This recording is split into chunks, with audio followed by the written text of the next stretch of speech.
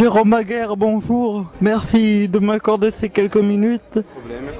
Alors, la mairie a accepté de parrainer cette journée. Dites-nous un peu pourquoi. Quel est le sens de votre participation ?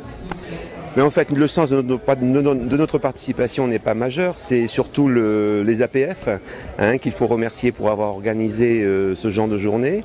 Et en fait, quand on voit le monde qu'il y a, quand on voit surtout l'intérêt et l'objet de cette journée, la ville ne pouvait que aider et suivre ce mouvement. Vous avez pris votre poste il y a quelques mois en tant qu'adjoint aux personnes handicapées à la mairie.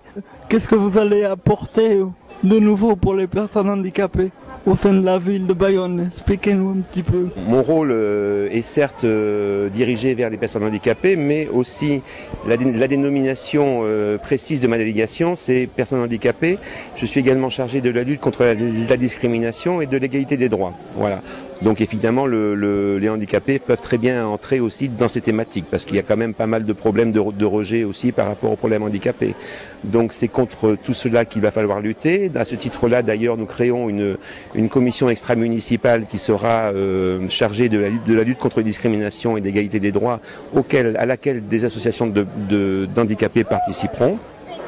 Et le travail majeur là en cette fin d'année et en début d'année 2015 sera de mettre en place un programme pluriannuel d'investissement pour tout ce qui est l'accessibilité de la ville.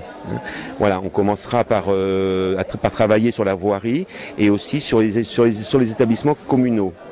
Pour ce qui est de mon action beaucoup plus immédiate, les fêtes de Bayonne approchent et nous sommes très contents aujourd'hui d'annoncer, d'ailleurs ça a été annoncé par voie de presse déjà, qu'un parking en centre-ville sera réservé aux personnes à mobilité réduite pour avoir un accès plus facile aux fêtes. On dit qu'il faut que les fêtes de Bayonne soient plus belles, mais je pense qu'il faut qu'elles soient aussi plus faciles pour tout le monde.